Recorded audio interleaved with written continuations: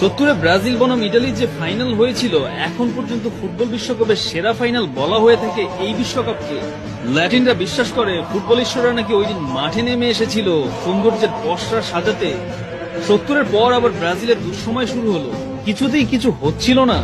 অনেকেই বলেছিল ব্রাজিল হয়তো হারিয়ে গেছে। 1994 থেকে 2002 টানা 3টা বিশ্বকাপের ফাইনালে ব্রাজিল 2টায় জয়ী। 2002-এর পর থেকে টানা ব্যর্থতার পরেও ব্রাজিল কেন ইউরোপীয় কোচ নিয়োগ দেয় না, এটা সবচেয়ে বড় কারণ মূলত শুধু সাফল্যে ব্রাজিলিয়ানদের মন ভরে না। ব্রাজিলিয়ানরা চায় তাদের সুন্দর ফুটবল। 70-এর পর 24 বছর বিরতি দিয়ে ব্রাজিল কামব্যাক করেছিল। 2002 থেকে 2024 দূরত্বটা এতটাও হয়নি। ব্রাজিল আবার ফিরবে, হয়তো ল্যাটিন ফুটবলের আদি সৌন্দর্য নিয়েই ফিরবে। ব্রাজিল যেদিন হারিয়ে যাবে, ফুটবলের সেদিন মৃত্যু হবে।